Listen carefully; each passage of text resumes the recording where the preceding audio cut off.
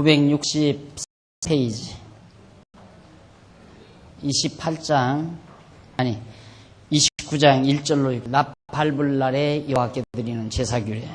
7월에 이르러는 그달 초 1일에 성회로 모이고 아무 노동도 하지 말라. 이는 너희가 납발을 불 날이니라. 너희는 수송아지 하나와 수양 하나와 1년 되고 없는 수양 일곱을 여호와께 향기로운 번제로 드릴 것이며,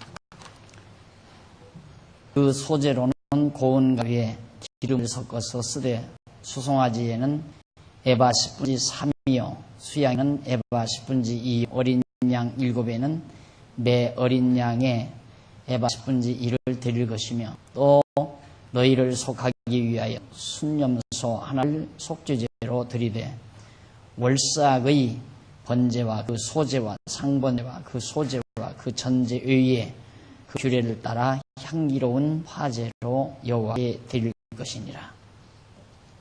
10월달은 행사가, 큰 행사가 많이 일어나요. 초 1일, 초하루부터 이제 바로 그 밑에 7월 11일에 나오죠. 10월 10일. 그때 이제 대제일이 있고, 그 다음 7월 15일까지, 7월 1일에서 7월 15일까지 계속 제사를 드리고, 그 안에 이제 10일 날에는 대제를 드리고, 이런 제사들을 드리라고 하나님께서 명령하고 계십니다. 가나안 땅 들어가서 할 일이 가장 이제 그거죠.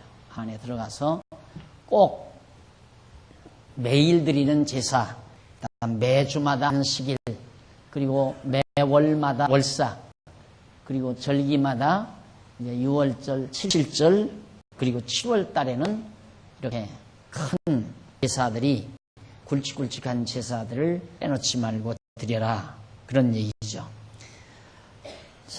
사실 그러면 이스라엘 백성들의 삶이라고 하는 것은 목표가 하나님께서 이제 비를 내려서 풀을 자라게 하시면 이제 양들이 뜯어먹고, 양들이 이제 젖을 내고, 이제 살코기를 주고, 제물할 수 있는 걸 주고, 또 과원, 열매 맺는 포도 열매들, 이게 거의 하나님의 능력에 의해서 하나님이 직접적으로 자연을 통하여 생산되도록, 그러니까 이스라엘 백성들이 그렇게 막 노동을 거창하게 하고 살아야 될 그런 환경이 아니죠. 그런 거 보면 이제 이스라엘 백성들은 주로 늘 그 제사 드리는 일에 굉장히 관심을 많이 쓰고, 레위 자손들은 항상 그 제물을 각 백성들로부터 거두어서 예루살렘으로 가져와서 이제 제사를 드리도록 하는 일, 그게 굉장히 이제 주요한 일로 그렇게 여깁니다. 그런데 그런 복잡한 모든 삶을, 모든 일들을 예수 그리스도 한 분이 깨끗하게 다 완성해 주셨다는 데 대해서 우리는 참으로 쉽고 가벼운 짐을 지게 된 거죠. 이스라엘 백성들은 무겁고 힘든 짐이었지만, 예수님께서 수고하고 무거운 짐 자들아 다 내게로 오라, 내가 너희를 편히 쉬게 하려 한 것처럼 정말 우리는 쉽고 가벼운 멍에를 메고 하나님 경외하며 살게 된 겁니다. 그 다음 거기에 7월 15일에 드리는 제사 규례 명하고 나서 966페이지 한번 보세요. 거기 보면 29장 17절로 10절 나와요. 이제 첫째 날 지나서 둘째 날에 보면 백성이 여호와께 드릴 제사 규례를 둘째 날 드리고, 그 다음 그 밑에 보면 20절로 22절 셋째 날, 그 다음 넷째 날, 다섯째 날, 여섯째 날, 67페이지까지 나오죠. 그 다음에 8페이지, 968페이지 보면 중간에 일곱째 날 백성이 여호와께 드릴 제사 규례를 명합니다. 그 다음 여덟째 날 나오고, 그거는 이제 이쪽 969페이지 절기를 당하면 여호와께 각종 제사를 드려라. 여기 한번 보십시다. 39절, 너희가 이 절기를 당하거든 여호와께 이같이 드릴지니 이는 너희 서원이나 낙헌제와 번제, 소제, 전제, 화목제를 드릴 것이니라. 모세가 여호와께서 자기로 명하신 모든 일을 이스라엘 자손에게 고하니라. 각종 제사를 드리라는 그런 말씀에 대해서 모세가 백성에게 제대로 가르쳐 줬습니다. 그런데 여기 문제 수장절이라는 거 있죠. 수장절. 물론 매일 드리는 거나 주마다 드리는 거냐, 설삭이나 절기, 이제 3대 절기, 3가지 절기인데, 해마다 7월 달에 드리는 건 1년에 한 번씩 이제 드리는 거고. 이 절기 중에 이제 6월절, 7.7절, 수장절이라는 게 언젠가도 제가 말씀드렸어요. 6월절은 예수의 죽으심, 7.7절은 부활, 그 다음 수장절은 이제 승천. 예, 승천. 예수 그리스도께서 죽으심에 대한 상징으로 6월절, 예수 그리스도께서는 6월절 양 죽으시고 부활의 첫 열매가 돼서 부활하시고, 이건 7.7절은 첫 열매 드리는 절기죠. 수장절은 그의 마지막 열매, 추수, 최종 수확을 하는 이제 절기인데, 그건 예수님께서 마지막 이제 승천 재림, 예수님께서 승천하신 이후에 재림하셔서 최종적으로 곡식을, 익은 곡식들을 거두어서 이제 심판하실 그것에 대한 하나의 모형이다. 절기들이. 그러니까 그리스도 한 분이 완벽하게 다 이루신 거예요. 그러니 이제 우리는 그냥 이 은총에 대해서, 이 은혜에 대한 감격을 가지고 그냥 감사하고 기쁜 마음으로 항상 하나님을 찬양하면서 그냥 즐겁게 살면 예수 제일 잘 믿는 거예요. 예수. 그러니까 예수 잘 믿는다는 것이 예배당을 꼭 열심히 다니고 연보를 꼬박꼬박 내고 뭐 이런 데 국한하는 분들 참 많거든요. 근데 그게 아니라 예배당에 나오고 연보 내고 하는 건 그냥 하나의 삶의 일부분이에요. 우리가 살아가는 한 삶의 일부분. 예를 들어서 여러분들 친구 모임 만들면 친구 모임에서도 회비가 정해지잖아요. 왜? 그 회를 운영해 가기 위해서. 마찬가지 우리들도 그리스도를 믿고 신앙한 성도들이 함께 교회를 이루었기 때문에 교회를 이루어 가는데, 그래서 연보하는 거 아니에요. 연보 조금 있는 자는 좀 더 지고 사랑의 짐을 더 지고 없는 자는 덜 지면서, 그래서 사랑의 짐을 지면서 서로 돕고 서로 나누고 서로 사랑하고, 그래서 즐겁게 사는 삶이 교회 생활이에요. 근데 교회 생활이 부담스러워지면 그건 문제예요. 뭔가 잘못된 거예요. 아, 교회 가기 싫다. 교회 생활이 좀 부담스럽다. 이건 뭔가 교회 생활을 잘 모르고 하는 거죠. 교회 생활은 즐거워야 돼요. 하여튼 즐거워야 돼요. 그래서 나 늘 강조하잖아요. 즐겁지 않으면 하지 말라. 하기 싫으면 하지 말라. 교회 나오기 싫은데 뭐로 자꾸 나와요? 나오기 싫으면 나오지 말고, 나오고 싶어서 즐거워서 교회 나오면 즐거워야죠. 안 그래요? 네, 즐거운 성도들 함께 기쁨으로 여호와의 성호를 찬양하고 진리와 함께 기쁨을 같이 나누고, 이게 우리가 모이는 것은 중요한 것, 진리와 함께 기뻐하고 하나님의 성호를 찬양하는 일, 그게 중요한 일 아니에요. 우리가 서로 그리스도에서 친교를 나누고, 그게 이제 바로 우리가 모이는 중요한 의미예요. 모여서 하나님 말씀 같이 공감하며 기쁨을 같이 나누고, 그리고 성도의 교제를 나누고, 그러면서 이제 좋은 아름다운 일들을 만들어서 함께 힘 모아서 선한 일을 해가 살아가는 삶, 이것이 교회라고 하는 우리의 삶의 한 방법이에요. 가정에서 가족들과 살아가는 것도 하나님을 섬기며 사는 삶의 한 방법이고, 직장 생활하면서도 역시 사회생활도 하나님을 섬기며 사는 한 삶의 방법이란 말입니다. 그러니까 하나님을 경외하고 섬기는 일에 되는 일은 그건 아니죠. 그것에 대해서 방해가 되거나 장애를 일으키는 일이라면 그것은 불리한 생활이죠. 그러나 사회생활, 가정생활, 교회생활이 따로 분류되는 것이 아니라 다 하나의 삶이다. 하나의 내 삶이에요. 우리의 삶의 문화이고, 그러니까 주일날마다 일주일에 한 번씩 우리가 같이 만나는 거, 또 여러분들은 화요일날도 만나잖아요. 이것도 하나의, 언젠가 말씀드렸죠. 이것도 하나의 우리들의 문화다. 우리들의 문화, 우리들이 하나님을 경외하며 기쁘고 즐겁게 사는 하나의 문화, 이런 문화들을 자유롭게, 편안하게 만들어가는 거예요. 예를 들면 금요일 날 또 어떤 모임 만들어서 즐거울 수만 있다면 만들어서 할 수도 있잖아요. 어떤 제도가 딱 이렇게 규칙적으로 만들어져 있는 건 아니다, 신앙생활이. 그래서 억압당하지 말고요. 자유스럽게, 편안하게, 즐겁게 그렇게 생활해가는. 어느 분이 그래요. 한 달 있다가 나오니까, 교회를 한 달 있다가 나오니까 남이 본 것 같더래요. 그래서 이제 그게 문제예요. 교회를 이렇게 매주일마다 안 오게 되면 공연히 누가 뭐라고 하지도 않는데 한 두어 주일이 와가지고는 자꾸 삐쭈삐대가지고 누구 만날 다 두렵고 어떤 생소한 사람 만난 거 같고 저 사람이 욕하는 것만 같고 그러다 보면 교회 오는 것이 좀 쑥스러워지고 그러다 보면 오늘은 가지 말까 오기 싫어 안 갈 거 아니에요.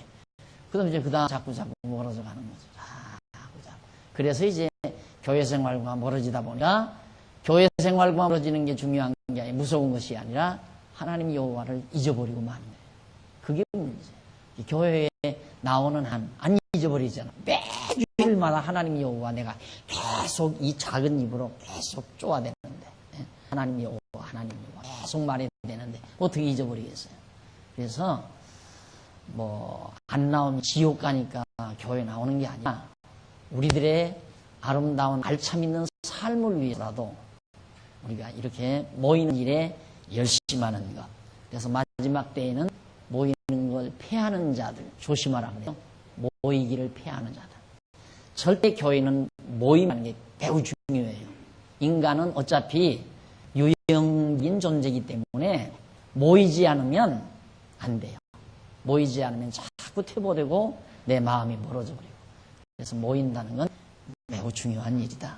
그래서 오늘 우리의 신앙생활이란 구약시대처럼 저렇게 번잡스럽고 무겁고 힘든 일이 아니고 아주 쉽고 가벼운 일, 즐거운 일이고 하는 건 하나님만 기억해 두시면 되겠습니다.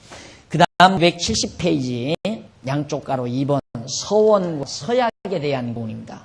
서원, 서약.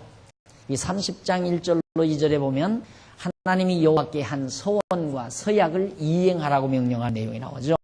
모세가 이스라엘 자손 지파의 두령들에게 일러가되 여호와의 명령이 이러하니라. 사람이 여호와께 서원하거나 마을 제어하기로 서약하였거든 파약하지 말고 그 입에서 나온 대로 다 행할 것이니라 라는 말이 나와요.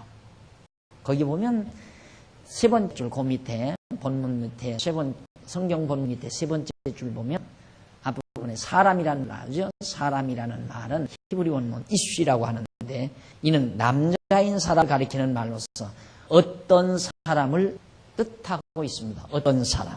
그러니까 무조건 사람이라 어떤 사람이 서약을 했다 했을 때 이렇게 해라. 그런데 그 서원이라는 네테르란 말이거든요. 서원은 무슨 뜻이냐면 하나님께 어떤 것을 드리거나 어떤 일을 하겠다는 약속을 의미합니다. 내가 이걸 드립니다. 내가 이렇게 하겠습니다. 이게 약속하는 걸 서약인데 서원인데 그럼 서약은 뭐냐? 이것은 이제 쇠부하라는 말인데 이는 스스로의 마음으로 하나님께 욕심을 금하겠다는 약속을 의미합니다. 그러니까 서약은 내가 이제 절대 욕심 부리지 않겠습니다. 이러고 이게 이제 서약이고 서원은 어떻게 하겠습니다. 뭘 드리겠습니다. 하나님께 내가 이 아들을 드리겠습니다. 나에게 주신 이 아들을 주시면 아들을 하나님께 드리겠습니다 할 때는 그건 서원이라고 그러고 내가 이제부터는 절대 욕 안 부리겠습니다. 이럴 때는 그건 이제 서약이라고 그렇게 번역을 해 놓았습니다. 그러니까 서원과 서약을 분별해서 기억을 하시면 되겠고요. 그 다음 이제 이러한 율례들 971페이지 위에서 다섯째 줄 뒷부분에 보시면은 이러한 율례는 장차 예수 그리스도께서 택자를 대신하여 하나님 앞에서의 모든 서원과 서약을 온전하게 행하시고 지켜주실 것에 대한 예표로서의 모형과 그림자다. 이제 30장 1절로 2절에 있는 이 말씀에 근거해서 서약, 서원, 첼로 참 우매할 때 사람들이 백성들이 우매했을 때 그 과거에 지도원하고 그 막 한참들 그 박태선이라든가 뭐 그런 이단 세력, 사이비 세력들이 막 번창했던 적이 있었어요. 기도원도 막 번창하고. 그런 사람들이 수법이 뭐냐면 서약을 시켜요. 지금 당장 가지고 있지 않잖아요. 사람들이 막 이렇게 모았어요. 몰려왔는데 당장 돈을 걷어내야 되겠는데 호주머니에 돈이 없으니까 소위 약속을 시켜요. 그게 근래도 통하죠. 뭐 건축년 뭐 약속 해가지고 약속을 딱 시켜가지고 쪼아대는 거예요. 하나님 앞에 서원을 했으면 이행해야 한다 이거죠. 이게 성경이잖아요. 이행하라고 그랬으니까. 서원과 서약은 반드시 이행해야 된다. 그래가지고 그 기분에 들뜬 기분에 당장 나는 얼마 했습니다. 쪽지에다 전부 적어내요. 전화번호 뭐 주소 다 해서. 그럼 막 계속 일단 그거 한번 내고 나면 안 내고는 못 빼기죠. 안 내면 그렇게 이름하니까 이가 골치만 아파도 아이고 이거 하나님 볼 일인가 보다. 에? 자기가 소원을 했는데 돈은 아직 안 냈어요. 내가 지금 100만 원을 겠다고 약속을 했는데 돈이 없어서 아직 안 냈는데 아이가 콜로 감기가 온다 이 말이에요. 그럼 사람인지라 아이고 하나님이 이거 진도하시는가 보다. 겁이 나니까 아이 데리고 병원에 가려는 생각보다는 어떻게든지 빚이라도 얻어서 100만 원 약속 연보를 내고자 하는 것입니다. 인간들이 보편적으로 이렇게 여러분들은 공부하지 아니한 분들은 반드시 그 생각을 하게 돼 있어요. 그래서 제가 그걸 아주 다 봤거든요. 그런 분들을. 이건 완전히 하나님의 이름을 빙자한 사기 행각이다. 그렇게 느껴지더라고요.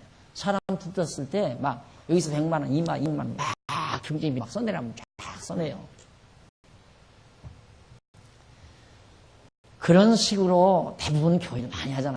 부흥회 때도 그냥 건축년도 건축한다 할 때 그렇게 경쟁적으로 막 다 하게 만들잖아요. 그래서 제가 목표 시작하면서 작정이나 계획이나 같은 말이죠. 작정, 계획. 근데 억양상 우리의 억양상 작정하면 이미 확실하게 정해놓은 거예요. 딱 정해놓은 거야. 그건 반드시 해야 된다는 의미가 강하게 나타나요. 작정이란. 월정연보, 뭐 작정연보, 그거 있잖아요. 11조 하기 전에 이제 월정연보라는 게 있어요. 월정연보. 월정이라는 게 작정. 매월 작정해서 나는 게 월정연보거든요. 그래서 저는 초기부터 이 말을 쓰기가 싫어서. 왜? 거기에 노이로제 걸리다시피 했으니까. 그런 식으로 성도들을 작정하게 만들어 놓고 기어코 작정은 이행해야 벌 안 받는다. 이걸 불식시키기 위해서 억지로 이걸 계획이란 말은 이렇게 지금 해봐야겠다는 예산, 계획만 본 거죠. 계획했다가 안 되면 많은 거죠. 그래서 그걸 늘 강조해요. 계획연보는 안 해도 됩니다. 중간에 하다가 하기 싫으면 안 해도 된다 이거예요. 작정된 게 아니니까 내가 이 금년 1년에는 이렇게 해야 되겠다 마음으로 계획한 부분이 있으면 계획적으로 왜 계획연보냐면 우리가 매년 사업계획을 하잖아요. 예산 편성을 하잖아요. 그 예산 편성이라는 게 계획이거든요. 내년도 예산 계획 그 계획을 세우니까 그 계획에 따른 연보다 그 말이에요.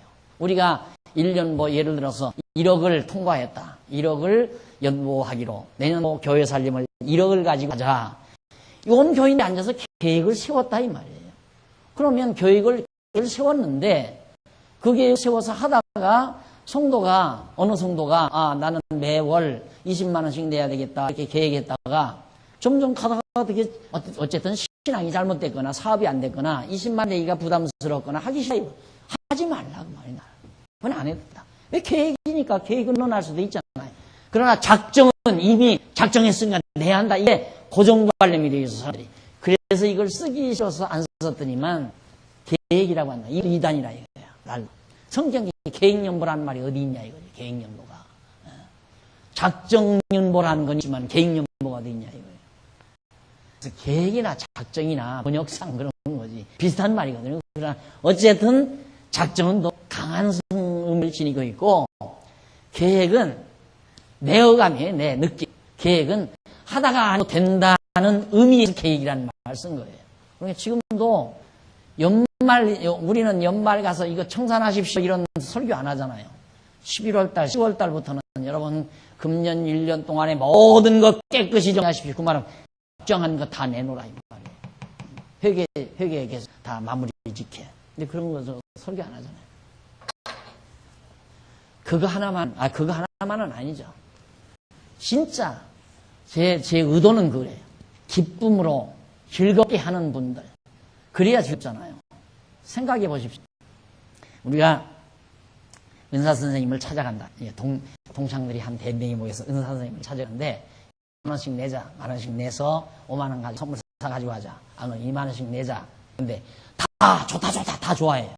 근데 한 녀석이 나 그 선생한테 되게 얻어가지고 나 그 선생 선물하기 싫다 이거예요. 엄마 그래도 해야 돼. 내놔. 안 내놓으려고 하는 거 억지로 뺏어가지고 같이 샀다. 그 재미가 있겠어요?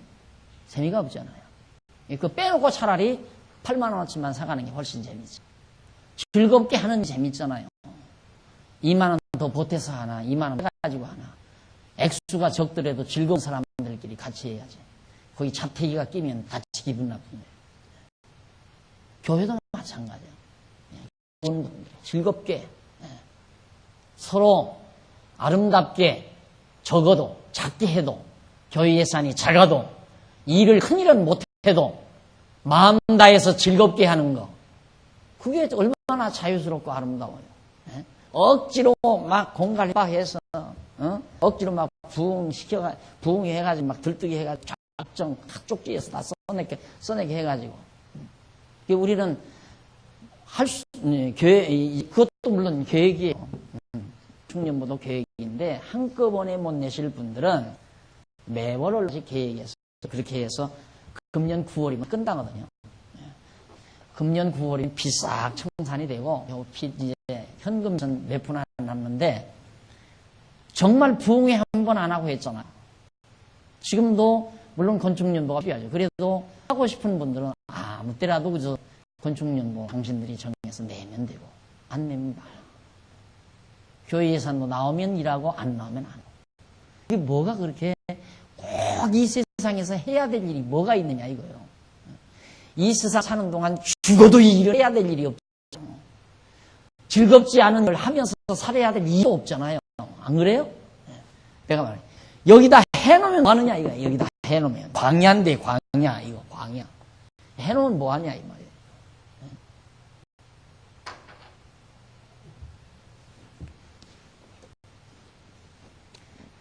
이 세상은 어차피 살고 나면 어떻게 여러분 제가 어제 그건 벨로서 제가 마지막 마무리라고 한다고 해서 한번 봤어요.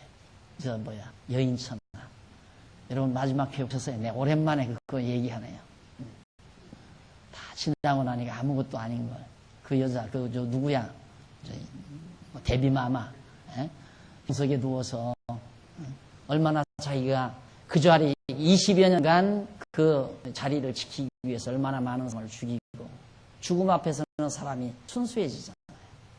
그래서 사람은 초상집에 자주 다녀야 그래야 사람이 건전해지고 이러면 죽을 때도 후회가 없고 솔직히 얘 죽을 때 눈 감을 때 후회하는 사람이 제일 미련한 사람이에요. 눈 감을 때 후회가 없어야 돼. 뿌듯하게 살았다. 진짜 뿌듯하게 살았다. 그래서 편안한 마음으로 따뜻한 눈빛으로 마지막 눈을 감을 수 있다면 그 사람은 성공한 사람이죠. 그러나 죽어가면서 야 인생 참 허무하구나. 다 허무한 거. 이걸 느끼고 죽자니까 죽을 때 꿀꺽꿀꺽 하는 거예요. 맥혀가지고 편안히 잠들지 못하고. 당연한 거 아니에요. 그 자리 지키겠다고 얼마나 많은 사람, 무모한 사람들을 죽여요. 세상은 그래야 성공해요. 이놈의 이 사악한 세상은 많은 사람을 억울하게 만들고 많은 사람을 속여야 되고 어떻게든지 부정을 해야 되고 그래야 성공하는 세상이 이놈의 세상이라고 말입니다. 교회 목회 그렇다 하면 목회도 어떻게든 교인들을 좀 이용해야 되고 교인들을 좀 어떻게 해야 되고 그래야 뭔가 되는 것 같고 잘 되는 것 같고 그러게는 뭐하러 그렇게 살아요? 뭐하러? 차라리 그냥 조그만한 남의 셋집에서라도 진지한 사람들끼리 정말 마음 깨끗하고 진지하게 마음 다해서 기쁨으로 서로 아름다운 미소 주면서 살다가 있는 것이 훨씬 더 아름답지, 거짓말하고 성경이 빗나가는 얘기해서 사람들을 흥분시켜가지고 돈 걷어내서. 지금 인터넷 들어가 보세요. 난리요. 뭐 한동안 뭐 그냥 한국이 떠들썩하게 교회가 난리치더니만 지금 서로 교인들하고 싸우고 지금 시비 붙어가지고 고소하고 재판하고 지금 난리예요. 돈 가지고. 예, 쏘갔다 이거죠. 쏘갔다. 이게 한두 건이 아니에요. 지금 한국 교회 안에. 한두 건이. 그러니까 여러분들에게 이렇게 열심히 가르쳐 드린 것도 저도 피곤해요. 솔직히. 안 그러겠어요? 얼마나 피곤하겠어요? 여러분 2시간 동안 이렇게 가르친다는 것이 뭐 금메달 나오는 거 아니고 솔직히 안 그래요? 그런데 왜 이러는가? 여러분들이 알아야 우선 알 수 없고 또 알아야 나도 알고 나도 여러분을 알고 아는 것과 믿는 것이 같아야 되잖아요. 그래야 여러분들도 속지 않고 나도 여러분을 안 속이고 내가 속이려고 해도 여러분이 안 속을 거 아니에요. 그런데 나도 인간이기 때문에 가끔은 속이고 싶은 마음이 있을 거 아니에요. 그래 속이려고 해도 속아져요 이제는. 나는 이미 긁는 사람이야 이제. 도저히 속지를 않아요. 내가 무슨 말을 조금 빗나가게 하면 목사님 왜 그래요? 그 말 한마디는 끽소리 못하니까 나도 인간이니까 가끔가다 실수할 수 있잖아요. 그래서 그것이 나는 좋아요. 나를 견제해 줄 수 있는 분들이 많아졌다는 거. 여러분들을 열심히 가르친다는 것은 나를 나되게 하는데 내가 빗나가지 않도록 나를 붙들어 줄 사람이 많아진다는 얘기거든요. 그렇게 아름답게 살다 가면 되잖아요.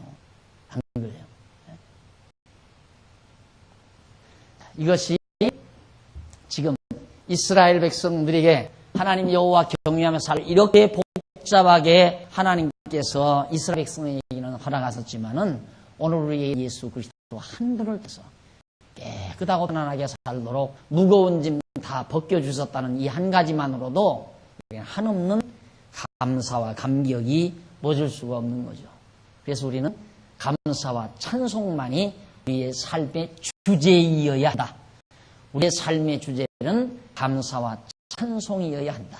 그래서 항상 마음의 노래, 심령의 노래가 있어야 된다. 이것이 바로 우리의 진정한 신앙생활의 모습입니다.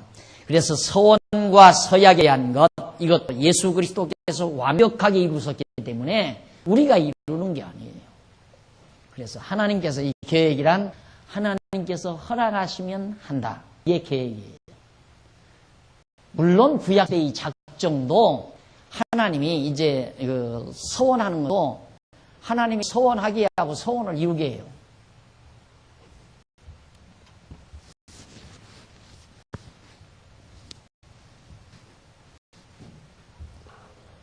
하나님이 작정하시고 언약하시고 언약대로 간구하게 하고 간구하게 해서 성취하게 하고 이루어주는 말이에요. 자, 이것이 이제 하나님의 섭리 경륜 아니에요? 하나님이 만사를 작정하시고 작정대로 이루실 걸 언약하니까 언약함으로 말미암아 그거 언약대로 이루어달라는 간구를 하게 하는 거죠. 하나님이 간구 소원을 주어요. 언약함으로 하나님이 나는 그걸 생각지도 않았는데 하나님이 그렇게 해준다니까 그러면 해주십시오 그 말이거든요. 그래 놓고는 이루어준다 그 말이에요. 그래서 여기 서원이 생기는 거예요. 서원. 이게 시편에 많은 서원이 나오는 찬송하겠나이다. 선포하리이다. 찬송하리이다. 하리이다. 선포하리이다. 이게 서원이거든요. 내가 그렇게 하겠습니다. 하나님의 능력의 영광을 온 땅에 선포하리이다. 하리이다. 그다음 찬송하리이다. 예, 하겠다 그 말이에요. 내가 그렇게 하겠습니다. 그게 서원 아니에요? 그런데 이 서원이 자기 자신이 그냥 만들어 하는 것이 아니라 이 과정을 거쳐서 하는 거예요. 맞아요. 예? 그러니까 하나님께서 만사 다 작정해서 언약하시고 그걸 구하게 해서 이루어 주시면 내가 찬송하겠나이다. 하나님께서 내가 구한 대로 이루어주는데 어찌 내가 찬송을 안 하고 어찌 많은 사람에게 자랑을 안 하겠느냐 이 말이죠. 내가 합니다 이 말이에요. 이게 서원이에요. 그런데 사람들 이거 다 잘라내버리고 이거 다 잘라내면 내가 하나님께 이렇게 서원해서 하면 하나님 이렇게 해준다. 하나님께 내가 서원을 해서 이행하면 하나님이 축복해 준다. 얼마나 달라요. 얼마나 달라요. 내가 하나님 앞에 하나님이요 내가 이제 하나님 앞에 이런 일을 하겠습니다. 내가 개척교회를 몇 개를 세우고 전도 사업을 해서 내가 이런 봉사를 하겠습니다. 서원을 하고 그대로 행하면 하나님이 엄청나게 축복해 준다 이거거든요. 이렇게 모든 지금 교사를 가르친다. 전혀 그게 아니에요. 반대예요. 하나님이 복 주시기로 작정해서 복을 주실 것을 언약하시고 복 달라고 간구한 대로 그 복을 허락해 주시면 내가 하나님 앞에 찬송하겠나이다 하고 선하는 거예요. 정 다르죠. 그러니까 하나님이 서원도 하게 하셔서 서원을 이행하게도 하다. 이루어 주었는데 어떻게 찬송을 안 해요? 이루어 주시면 내가 찬송하겠나이다 서원인데 이루어지니까 찬송 나와요 안 나와요? 나오잖아요. 그러니까 하나님이 서원도 언약에서 서원하게 하시고 성취에서 서원을 이행하게 하신다. 언약함으로 서원하게 만들고 성취에서 이행하게 만든다. 요 논리 과정을 여러분들이 놓치지 마세요. 대부분 많은 사람 하나님 앞에 서원한 건 이행해야 하나님이 복다 이 말이죠. 내가 그런 사람 와서 한번 그 신앙 상담하는 거 아주 구체적으로 남편이 사업을 하다가 점점 기울어지니까 아내가 목사님한테 상의를 했어요. 이거 어떻게 하냐고 큰일 났다 그러니까 100일 기도 작정을 하고 100일 기도를 해서 했대요. 부도는 점점 나게 생겼는데 100일까지 하려니까 얼마나 애가 탔겠어요. 100일 기도에도 해결이 안 나거든요. 목사님 나 해결이 안 나요. 100일이 오늘이 100일째인데. 그러니까 그러면 집사님 하나님 앞에 서원을 하십시오. 그러면서 어디 땅이 하나 팔리면 그 부도를 막 수 있다는 거예요. 그런데 그 땅이 안 팔려서 그런다고 그러니까 목사님이 그래요. 그러면 그 땅 팔리면 11조를 하겠다고 미리 서원을 하라고 그러더라고요. 11조가 얼마냐? 한 500만 원, 한 5천만 원짜리니까 500 될 거다. 그러니까 그러면 500 하나님께 먼저 드린다고 서원을 하십시오. 그러면 하나님께서 이제 그 땅 팔리게 해준다. 그 서원했다는 거예요. 그걸 서원을 딱 했는데 안 팔려요. 또 서원했는데 안 팔려요. 그러니까 그러면 서원 이행을 해라. 500만 원을 내라 먼저. 그럼 하나님이 이제 이루어준다. 돈이 없는데 어떻게 내요? 약속금 쓰라고. 약속금 쓰라니까 그때야 정신이 난 거야. 야, 이거 사기꾼 아니냐. 그래서 그걸 누구한테 얘기하니까 그러면 저 대치동에 박영기 목사님 찾아가 봐라. 그거 하면 정답 나올 테니까. 그래서 와서 내가 다 일러줬죠. 쭉 일러줬는데 맞아요. 올 줄 알았더니 다 가지고 안 온 것 같아요. 우리 교회로 올 줄 알았더니 안 와서 나타나지도 않아요. 망했을 거예요. 망하게 돼 있더라고요. 들어보니까. 그런 식으로 그러니까 신앙지도로 그런 식으로 하는 서원하고 이행해야 복 준다 이 말이거든. 근데 우리는 하나님이 복 주시길 작정해서 그 작정대로 언약하시고 언약함으로 우리들도 하여금 소원하게 간구하게 해서 그대로 이루어 준다 이 말. 이런 과정에서 언약하니까 하나님 그렇게 해주시겠습니까? 그렇게 해주시면 내가 만방에 선포하리이다. 하나님의 그 능력을 만방에 내가 전파하겠습니다. 하나님의 능력을 찬송하겠습니다. 하고 소원을 해요. 그런데 하나님께서 그대로 이루어주니까 찬송이 나오죠. 그리고 만방에 자랑이 나가요. 하나님은 서원도 하게 하시고 또 서원을 이행하게 하신다. 그것이 성경이 가르치는 바 서원입니다. 그러니까 절대 속으면 안 돼요. 절대. 여기에서 다 걸리거든. 뒤바꾸는 데서. 완전 뒤바꾸고요. 여러분, 이런 강의는 성도대학밖에 없어요.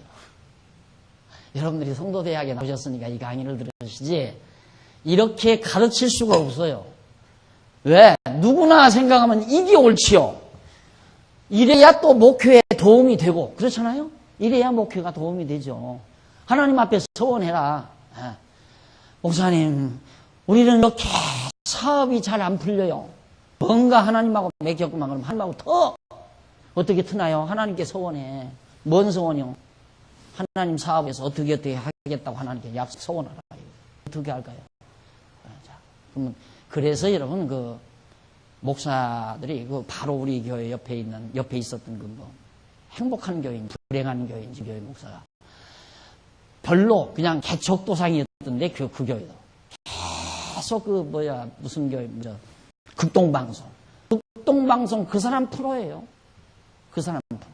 왜 그러는가? 이런 거 다 하는 거예요.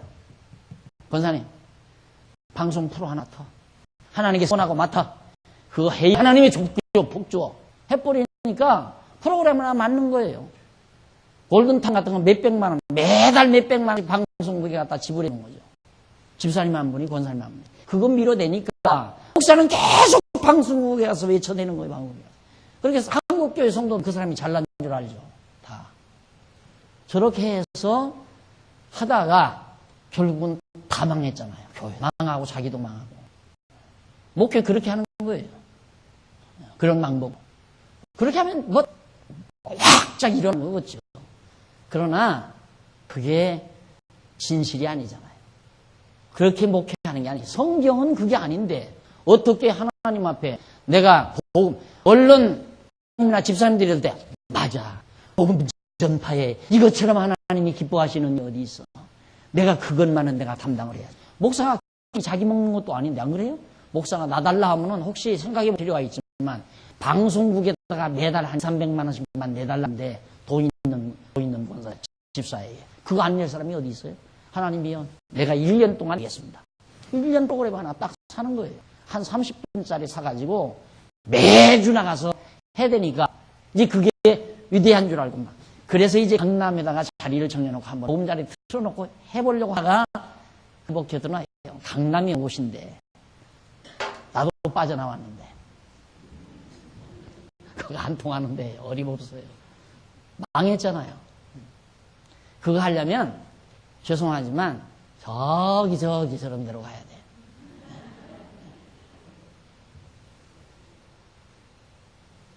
예수가 필요 없는 곳이 강남이에요. 예수가 필요 없는 곳이. 거기에 그게 먹혀 들어가겠어요.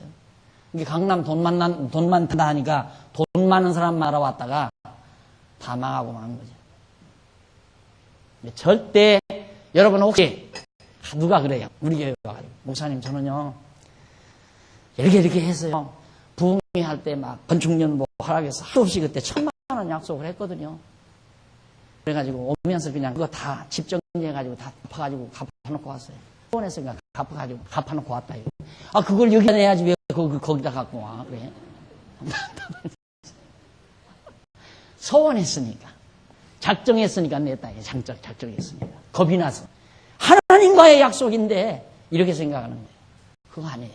지금 안 낸 분 있어요? 반절만 여기다 내면 양수해 줄게. 걱정하지 말아요. 안 내도 아무 상관없어요. 여러분 죽는 날까지 영보 한 푼 안 해도 천국 못 가지나 걱정하지 말고 내기 싫으면 내지 말고. 여러분 연보했다고 해서 천국 가는 법이 어디 있어요? 그래 안 그래요?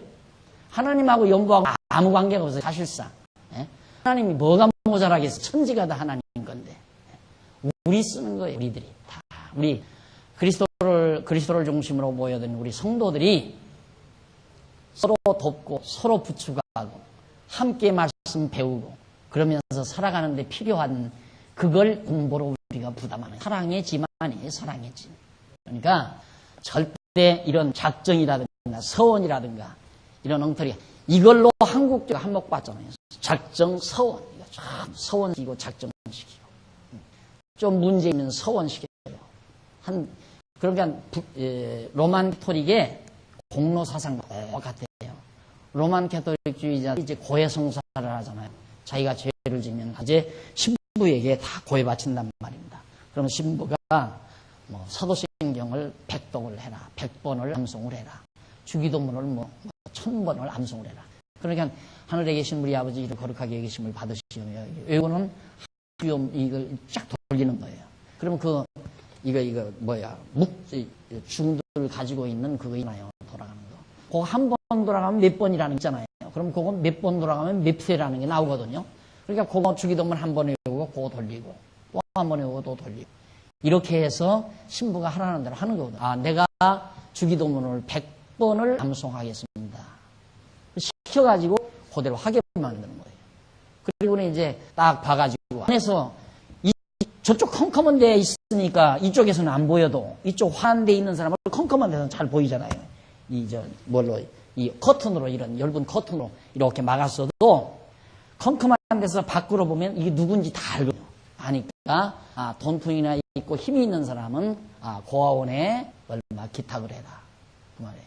몇천만 원 기탁을 해라. 그럼 소원을 시켜요. 그렇게 하겠다고. 그렇게 해서 다 운영해 가는 게 바로 종교 아닙니까? 그래서 죽어도 이런 자녀들 종교에 쏟게 만들어서는 안 돼요. 천하 없어도 종교에 쏟는 건 인생을 쏟는 거예요. 인생을 쏟이는 거. 사기꾼한테 쏟는 건 집안에 날리고 그가 돈 몇 천만 원 날리는 거지만 종교에 쏟는 것은 완전히 인생 쏟는 거예요. 그래서 여러분 공부 열심히 하셔서 자녀들에게 이 공부만은 시켜야 돼요. 이 종교라는 게 뭔지를 똑바른 종교를 가르쳐야 돼요. 그렇게 해서 정말 바람직한 인생을 살아가도 그렇게 하는 것이 부모의 도리가 아니겠습니까? 그래서 이 서원, 서약 가장 우리 한국교회 성도들이 많이 농락당한 부분이기 때문에 제가 좀 설명을 더 첨가했습니다. 그러면서 30장 3절 5절에 보면 여자가 여호와께 한 서원과 서약을 이행하라 명하죠. 한 번 더 하게. 제가 그대로 해도 여러분 누가 거부 반응할 사람이 있어요? 만약에 제가 여러분 하나님 앞에 먼저 서원하십시오. 성경에 있으니까 서원하고 그 서원대로 이행하면 하나님께서 자매님의 모든 맥힌 부분을 열어줄 겁니다. 지금까지 공부 시키고 지금은 안 되지. 이제는 다 안 되나? 전에 내가 그렇게 말하는데 누가 날 들어 잘못 가르친다고 할 사람 누가 있느냐 이거죠. 그러니까 아무도 그렇게 가르쳐도 그 잘못 가르친다고 말할 사람이 없는 거예요.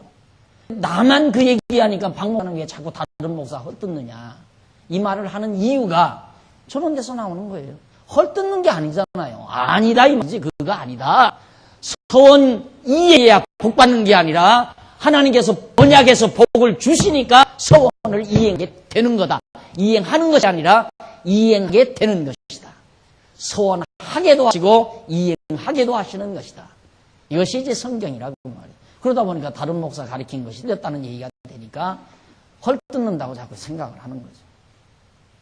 그래서 여러분 정말 인간적으로는 참 하기 힘든 거예요. 그러다 보면 친구도 다 떨어지고 나도 친구도 많고 동료 목사님도 많고 선후배 목사님 얼마나 많습니까? 엄청 많죠. 찾아다니면. 그럼 발도 높죠.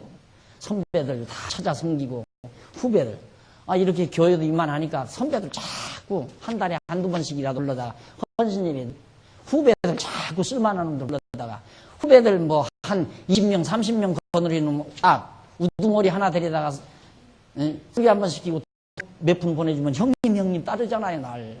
그거 다 알아요. 저 모르는 거 아니에요. 내 돈 가지고 가나? 장로님들 우리 성도님들이 내고 돈 가지고 가지. 돈 안 들이고도 얼마든지 발 넓히고 사람 많이 사귀면 살 수 있는 게 목회자예요. 나는 더 그렇죠. 선배가 많으니까 엄청 많으니까 수천 명 되잖아요. 수천 명. 그러니까 뭐 선배들 거기 다 회기마다 이 오야봉이 있어요. 회기마다 각 회기마다 회장들이 있단 말입니다. 회장 하나 불러다가 부흥회도 하고 회장 하나씩 불러다 뭐 헌신예배도 맡기고 수양회도 맡기고 그래서 뭐 갈 때 그냥 몇십만 원 이렇게 탁탁 집어넣어주고 그다음 동생 박 목사 잘 있어 자주 전화하고 또 후배들 그렇게 막 형님 목사님 존경합니다. 이러면 따라다니고 세상 그렇게 사는 거 아니에요. 나도 그 사는 방법 다 알아요. 그래도 그거 다 하다가 보면 안 돼요. 못하니까 바른 소리 못하니까 말을 못하니까 그래서 가끔 가다가 나오는 속에 있는 말이 터져나오는 것이 혼자라도 한다. 아무도 안 하면 나 혼자라도 한다. 이 말이 나도 모르게 터져나오는 것은 사실 어떤 의미에서 속의 외로움에서 나오는 말이죠. 외로움에서. 그러나 이제는 외로움도 다 가시고요. 여러분도 계시고 많은 후배 목사님들이 열심히 지금 진리를 탐구하고 그래서 많은 이제 그런 생각이 많이 없었습니다만은 한때는 너무 외로웠죠. 말하기가 참 힘들고 선배들에게 미움받고 후배들에게 미움받을 말을 뭐하러 하지? 그러니까 선배 하나 조용히 불러다가 날들어 그러더랍니다. 박 목사 거백한 사람 하나도 관심 없는 걸 박 목사는 그런 걸 연구해가지고 그렇게 날들어 얻어맞고 사느냐는 거예요. 그분이 누구냐면 목사고시 볼 때 목사고시를 딱 보고 나왔는데 막 그 시험관이 날 찾는다는 거예요. 훈련 모르던 목사님인데 대선배인데 그게 쫓아가더니 당신이 박용진이냐 그렇다고 그러니까 와서 막 손을 꽉 잡으면서 경기노예의 이 최고 득점자라고 그러면서 막 꽉 붙들어요. 그래서 어디 사느냐 누구냐 어느 교회에 있느냐 그뒤로부터 계속 나를 그렇게 챙겨요. 지금도 챙겨요. 지금도 챙기는데 그렇기 때문에 이제 그분이 알고 그래요. 박 목사가 말하는 게 이단은 아니고 성경적인데 남들이 하나도 관심 없는 걸 왜 그걸 자꾸 긁어부스르면 왜 11조라든가 이 서원 같은 걸 왜 가노 이걸 건들지 말아야 하잖아요. 안 그렇죠? 안 그래요? 11조 연보 예배 목사 뭐 고약한 것만 전부 다 무엇인가라는 걸 다 읽었어요. 이 어린 이꾼은 박 목사 참 연구 많이 했다 그러면서 날들어 제발 그런 거 건들지 않으면 안 되네요. 선배들한테 미움받으면 건들지 말라며. 그 말은 같이 쏘기자는 얘기는 똑같잖아요. 여러분 공부 열심히 해주시기 바라고요. 정말 종교에 섞지 않도록 신신당부를 드립니다. 그러기 위해서는 열심히 하나 배워가셔야 되고요. 그래서 여자가 많이 어려서 그 아비지에 있을 때 여호와 서원한 일이나 스스로 제어한 일이 있자 그 아비가 그의 서원이 그 마음을 제어하려는 서약을 듣고도 그에게 아무 말이 없으면 그 모든 서원을 행할 것이요 그 마음을 제어하려는 서약을 지킬 것이니라. 그러나 그 아비가 그것을 듣는 날에 허락지 아니하면 그 서원과 마음을 제어하려던 서약이 이루어지지 못할 것이니 그 아비가 허락지 아니하였으니 여호와께서 사하시리라. 그러니까 예를 들어서 어떤 여자가 만일 어려서 그 아비 집에 있을 때 여호와께 서원한 일이 있다. 서로 나는 시집 안 가고 쓸래. 이러고 이제 소원을 한다. 그럼 아버지가 그래라 하면 그건 꼭 시집 가지 말아야 한다 이거예요. 그러나 아버지가 시집 안 간다는 놈은 지난번 큰 놈도 그러더만 둘째 놈도 그러나 그리고 허락을 안 했다면 아무리 소원해서도 시집 가도 상관없다고 말해요. 하나님께서 다 용서하니까 이제 그런 얘기예요. 그러니까 역시 소원도 자기 마음대로 되는 게 아니다. 육신적으로는 아버지가 허락해야 되지 아버지가 허락 안 하면 못하는 거다 그 말이죠. 그러듯이 영적으로는 하나님이 허락하셔야 소원도 하는 거고 또 하나님이 허락하셔야 소원도 이해할 수 있는 거죠. 내 마음대로 되는 것이 아니다. 우리는 이제는 뭐 특별히 소원할 것도 없고 뭐 이렇게 하겠습니다. 저렇게 하겠습니다. 뭐가 답답해서 그렇게 해요? 뭐가 답답해서? 뭐 하나님한테 하나님 뭐 필요한 걸 다 갖다 한다고 했다. 하나님 앞에. 그런다고 하나님 감동될 거 하나도 없어. 예? 여러분들의 있는 재산 몽땅 털어서 다 하나님께 갖다 드린다고 해도 하나님이 감동할 것 같아요? 그걸로 감동 안 해요. 하나님과 어디다 쓰게. 예? 안 그래요? 감동하는 건 뭔가? 하나님이 감동하시는 건 우리의 중심이에요.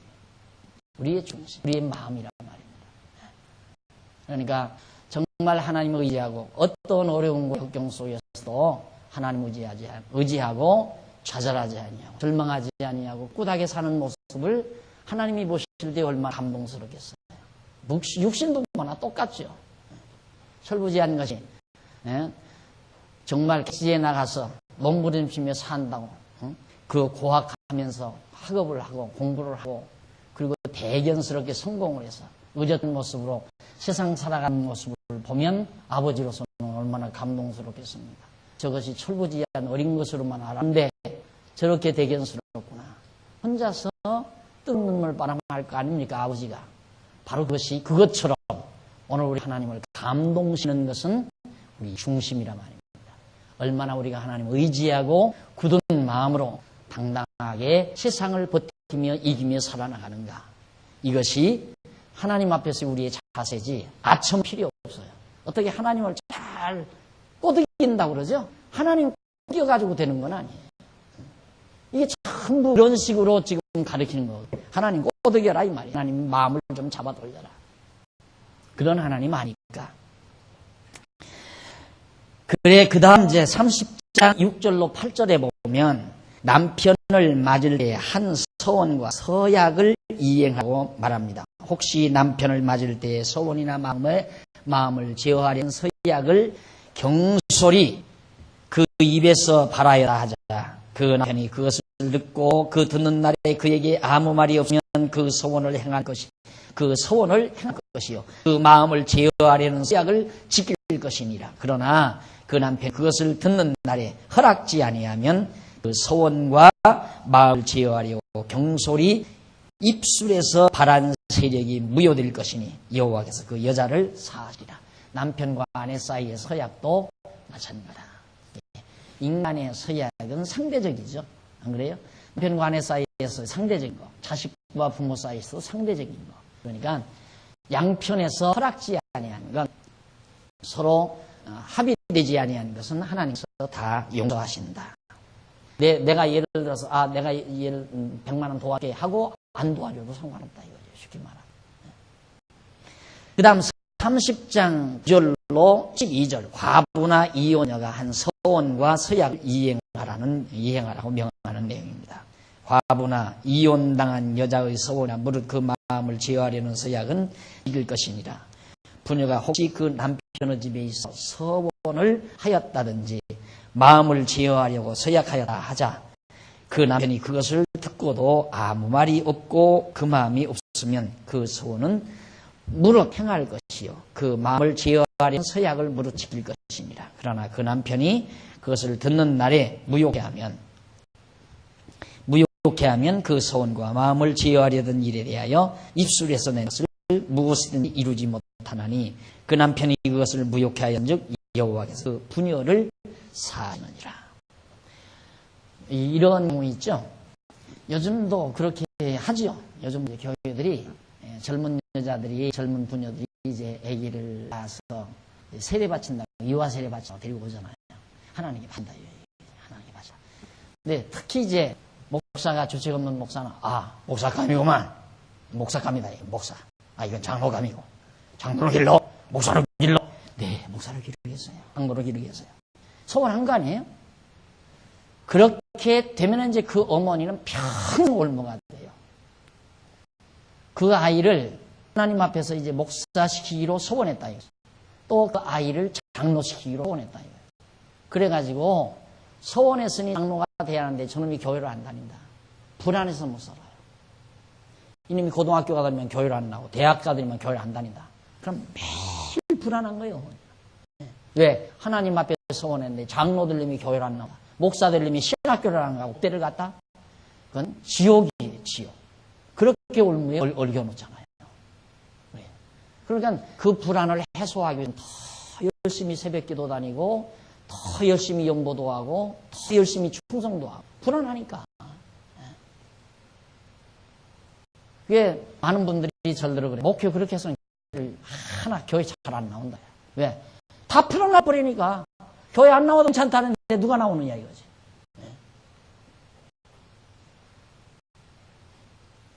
언론들은 맞잖아요. 교회 안 나와도 교회 연보 안 해도 천국 절대 못 가는 거 아니다. 이렇게 누가 연보 낼 거냐 이거지. 근데 잘만 나오대 뭐. 요즘 살림 안 모자라잖아요. 예? 그러니까 그게 불안해서 억지로 다 긁어매는 거예요. 그런 식으로. 그렇게 해서 보니까 딱 교회 달력, 그거 다 하는 방법이 있어요. 교회 달력을 안 돼. 그 교회에서 돈풍이나 있고 실력 있는 그런 분들의 가정. 그거는 가정들이 이제 애기 이제 처음 손자나 나가지고 이제 세례잖아요. 그때 딱 이렇게 세례 줄 때 그걸 아주 좋은 카메라 찍어서 그걸 달력 제 1면에다가 딱 다 그 달력 그림 거기다 딱 박아서 보여 달력을 만들어. 그러면 벌써 매달 만들면 12가지의 사진이 나오잖아요. 그럼 거기 어지간한 분들은 다 거기 실려요. 그리고 다 뭐 집사님들 얼굴 다 합사지 돼서 내는 방법도 있고. 그렇게 해서 그걸로 얼검해가지고 하나님 장로 되기로 서원하고 지금 세례를 받는다. 유아 세례를 받는다. 그러니까 어머니는 평생 그럼 장로시키기 위해서 얼마 걸려가지고 아이가 병만 나도 뭔가 부실해서 아이가 대학 시험만 떨어져도 네가 하나님 서원 어겼기 때문에 이 세상사 보면은 마음대로 안 되는 훨씬 많잖아요. 그러니까 목사는 그 말만 한마디 딱 해놓고 내버려둬도 목회는 되게 돼 있어요. 그것이 조아무개의 목회 수법이에요. 조아무개의 목회 수법. 그분 입으로 집중 얘기를 하더라고요. 그렇게만 해놓으면 재물에 잘한다는 거예요. 재물에. 딱 이렇게 서원시키고 축복 딱 해버리면 그냥 목회는 되는 거라 이 말이에요. 왜? 그랬다가 복이 안 내리면 어떻습니까? 저렇게 순진하다 이거예요. 직접 그래. 저 목사님 저렇게 순진하다. 목사가 축복을 해서 복이 안 내리면 목사가 엉터리라고 생각하는 교인은 하나도 없다 이거지. 내가 불충스러워서 하나님이 주의 종이 복을 빌었는데 내게 복이 안 온다고 생각하지 저 목사 저것이 엉리다 이렇게 생각할 사람은 하나도 없다 이거예요. 맞는 얘기야 심리학적으로. 그러니까 축복해서 50대 50 아니에요? 당신 내년에 돈 벌었다 한마디 해줬다 이거예요. 그럼 내년에 돈 벌기 아니면 못 벌기란 말입니다. 그런데 돈 벌면 번 대로 잘한다 이거예요. 왜? 주의 종이 축복해서 돈 벌었으니까. 안 벌면 내가 11조 지난달 조금 떼먹었더니만 안 됐다 이거지. 그러니까 그걸 방하기 위해서 더 충성하고 주의 종이 복 빌었는데 내가 복을 못 받은 건 내가 불충하니까 못 받았다. 이런 식으로 이끌어간다 이 말입니다. 이런 부분의 서익에 대한 부분이 지금 여기에 계속 지금 나오는데 이 모든 것들이 다 그리스도를 통해서 우리에게 완벽하게 이루어졌다는 이 사실. 이것이 하는 우리의 감동으로 남아야 됩니다. 다음 시간 계속해서 공부하도록 하고 오늘 강의 여기서 마칩니다. 자비하신 하나님 아버지 은혜와 사랑을 감사합니다. 우리 안울하고 어두운 우리들에게 진리의 눈을 밝혀주셔서 하나님 귀한 말씀 분명하게 깨닫게 하시고 정말 거짓 것에 속지 않도록 우리를 지켜주신 하나님의 사랑을 감사드립니다. 하나님 아버지 진리와 함께 우리들을 기쁨을 잃지 말게 하시고 주 안에서 항상 주를 찬양하며 감사가 넘치는 아름다운 생활을 해나가고 지켜주시옵소서. 선한 일 사하는 마음 주셔서 연복하신 귀한 종들의 손길을 붙드시고 귀한 연복 소중하게 사용되어 하나님의 영광이 드러나게 해 주시옵소서. 예수님의 이름으로 기도드립니다. 아멘.